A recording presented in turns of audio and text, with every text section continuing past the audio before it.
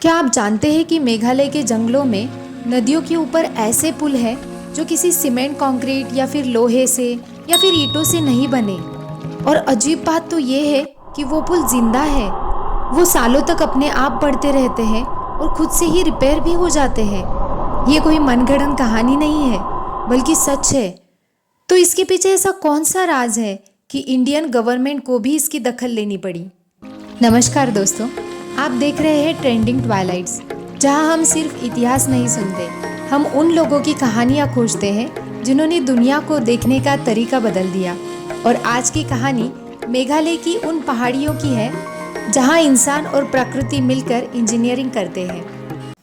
ये कहानी साल 1967 के आसपास शुरू होती है। मेघालय के घने और बेहद नमी वाले जंगलों के बीच 10 साल का एक छोटा बच्चा अपने दादा का हाथ पकड़कर घूम रहा था। उस बच्चे का नाम था हेलीवार।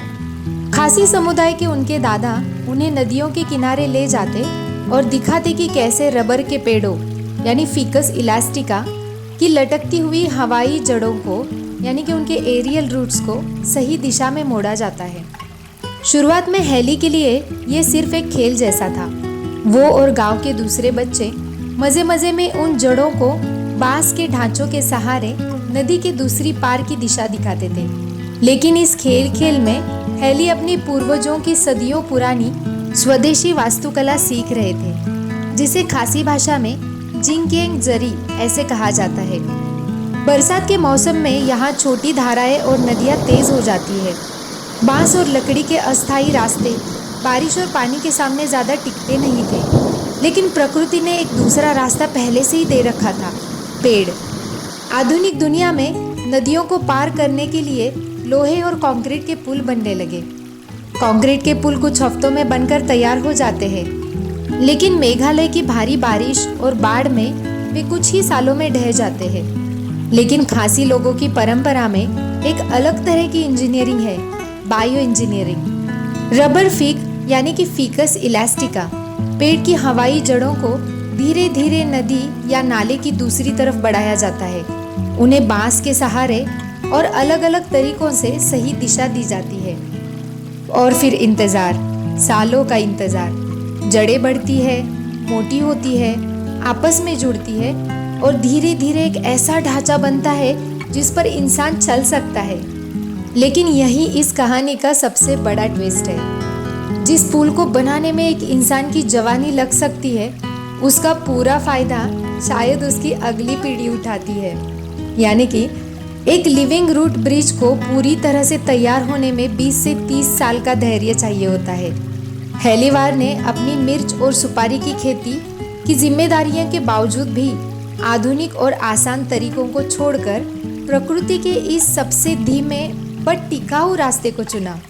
उन्होंने अपना आधा जीवन यानी कि लगभग 50 से अधिक वर्ष सिर्फ इन पेड़ों की जड़ों को रास्ता दिखाने, उनकी छटाई करने और उन्हें मजबूत बनाने में लगा दिया। हेलीवार ने सिर्फ एक पुल पर काम नहीं किया, उन्होंने इस पारंपरिक ज्ञान को सीखा, उसे अपनाया और आगे की पीढ़ियों तक पहुंचाया। उनके अनुसार उन्होंने अब तक कई लिविंग रूट ब्रिजेस बनाने और संभालने में योगदान दिया है। और इन पुलों की सबसे खूबसूरत बात क्या है आपको पता है? ये प्रकृति से लड़ते नहीं है, ये प्रकृति के साथ काम करते हैं। पेड़ जीवित रहता है, जड़ें बढ़ती रहती है और संरचना भी समय के साथ विकसित होती रहती है। यानी कि जहां हमारी आधुनिक इंजीनियरिंग अक्सर कहती है प्रकृति को नियंत्रित करो, लेकिन यहाँ विचार कुछ और है, प्रकृति को समझो और उसके साथ काम करो। लेकिन हेलीवार की कहानी सिर्फ एक पुल की कहानी नहीं थी, ये एक ऐसी परंपरा की कहानी थी जो धीरे धीरे दुनिया से गायब हो सकती थी। हेलीवार की यह अनोखी बुनाई समय के साथ और भी रंग लाई। उनके द्वारा तैयार किए गए पुलों जैसे कि प्रसिद्ध ओमकार लिविंग रूट ब्रिज की जड़ें समय के साथ बूढ़ी और मोटी होती गई, जिससे ये पुल कंक्रीट से भी ज्यादा मजबूत हो गए। ये प्राकृतिक पुल भारी मानसून की बाढ़ को आसानी से झेल सकते हैं और लगभग 500 से 600 वर्षों तक जीवित रह सकते हैं। हेलीवार की इस अथक मेहनत के कारण उनके सुदूर गांवों को आपस में जुड़ने का एक ऐसा रास्ता मिल गया कि जो कभी टूटता नहीं था। उनके इस काम ने पूरे क्षेत्र में पर्यावरण पर्यटन यानी कि इको टूरिज्म को इतना बढ़ावा दिया कि आज हर साल हजारों पर्यटक उनकी इस अद्भुत बुनाई को देखने आते हैं। हेलीवान ने कभी किसी पुरस्कार की उम्मीद नहीं की थी। वो बस चुपचाप अपने जंगलों में जड़ों को बुनते रहे, लेकिन उनकी इस शांत साधना की गूंज ठेठ दिल्ली तक पहुंच गई। साल 2026 में भारत की माननीय राष्ट्रपति श्रीमती द्रौपदी मुर्मू ने उन्हें देश के सर्वोच्च नागरिक सम्मानों में से एक पद्मश्री से सम्मानित किया। जब उनसे इस बारे में पूछा गया तो उन्होंने बड़ी सादगी से कहा कि ये सम्मान उनके लिए नहीं है, बल्कि उनके दादा, उनके गांव और खासी संस्कृति की पारंपरिक बुद्धिमत्ता के लिए है। हेलीवार गांव सीजगांव, चेरापूंजी, मेघालय।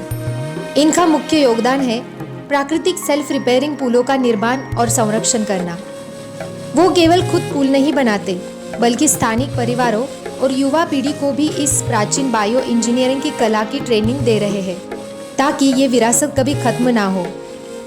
हेलीवार को मिला यह सम्मान मेघालय के इन लिविंग रूट ब्रिजेस को वर्ल्ड हेरिटेज लिस्ट में शामिल कराने के भारत सरकार के प्रयासों की और मजबूती देता है। तो दोस्तों, आज का एक वादा, दुनिया बदलने के लिए हमेशा बड़ी शुरुआत की ज़रूरत नहीं होती। कभी कभी एक छोटा कदम और उसे रोज़ दोहराने का साहस पूरी दुनिया बदल सकता है।